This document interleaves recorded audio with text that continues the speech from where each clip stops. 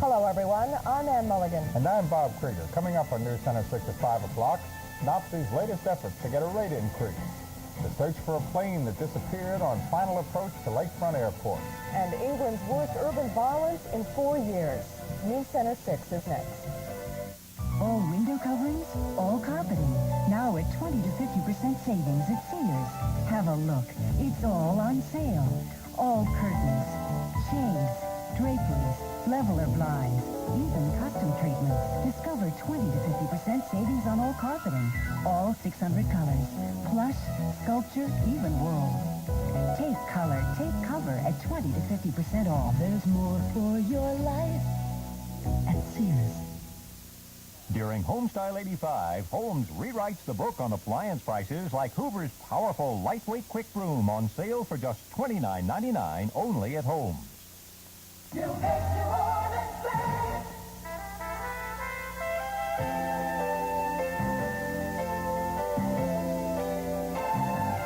Bob Krieger, Ann Mulligan, Vince Marinello with sports, and Dan Milham, the weatherman.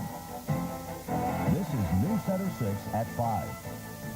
NOPSI and the City of New Orleans are heading back to federal court in an effort to resolve a $167 million rate increase request.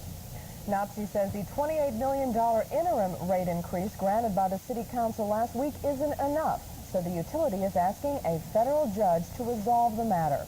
Pierre Degree reports. The $28 million proposal NOPSI received from the council last week amounts to fuel savings normally pocketed by the utility. Under the proposal, customer rates would not increase. But NOPSI now says the $28 million is simply not enough to pay its share of the cost for Grand Gulf nuclear power. Our board feels it's imperative that the management of the company get back before the federal court as quickly as possible. And while we're doing that, while we're taking those steps to get back in the court, we'll continue also to negotiate with the council and their consultants. NOPSI had wanted the council to revise certain language in last week's resolution that allows NOPSI to keep the $28 million. NOPSI now wants assurance it can recover about $12.5 million each month to pay its share of Grand Gulf. I think we're all under pressure. The council is, we are. I guess you talk about pressure when you're having to pay a $14 million a month bill and only have $2 million in revenue to pay it. That's pressure. You feel in any way that NOPSI puts a gun to the heads of the city councilmen?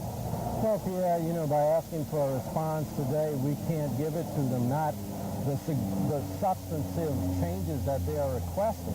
So we sent a letter to them telling them that the council would be happy to meet with them, to have called another hearing to discuss the revisions that they're requesting.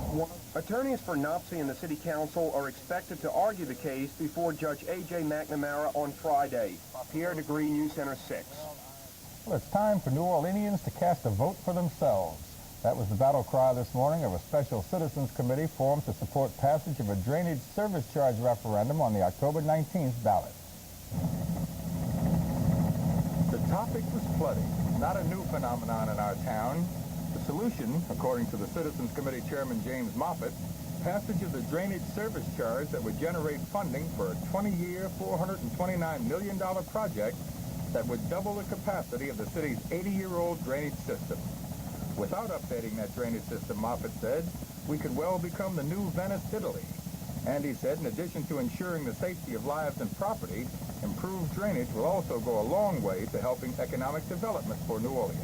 But the first time you bring a guy in from New York City, Atlanta, Houston, and try to interest him in in New Orleans, and he can't even get out of the airport because the car floods out, what possible chance do we have of spending money?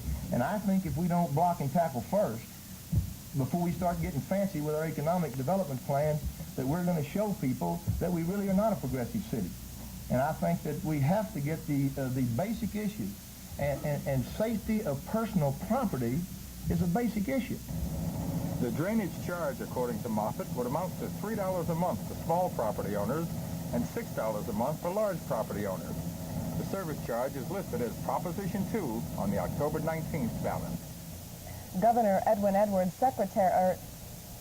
secretaries testified today before a federal grand jury investigating oil company transactions of Edwards and other officials of his administration. The grand jury is reportedly looking into an out-of-court settlement of a group of lawsuits filed against Texaco by Empire Land Corporation, a company controlled by Louis Roussel, a major contributor to Edwards' campaign. Edwards also represented Empire in its suits against Texaco. And the Coast Guard and St. Charles Parish deputies are searching tonight near Des Allemands for a single-engine plane that disappeared during a thunderstorm. The plane, flying from Beaumont, Texas to the Lakefront Airport, was piloted by a 66-year-old Metairie man. Disappeared from radar screens last night while on final approach to the airport.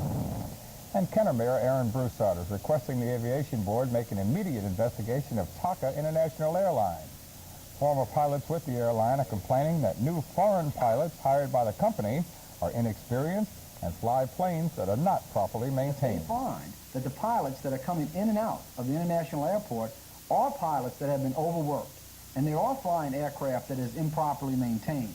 That as a penalty for that they cease allowing TACA to come into New Orleans International Airport until they are confident that TACA will live up to FAA standards and will be in compliance with all the other airlines and their standards. We became greatly concerned over the last few years with the deterioration in maintenance, training, and operational procedures at TACA. We had little success on our own in trying to pressure the company into changing their practices. Broussard says the Federal Aviation Administration has confirmed some of the reports.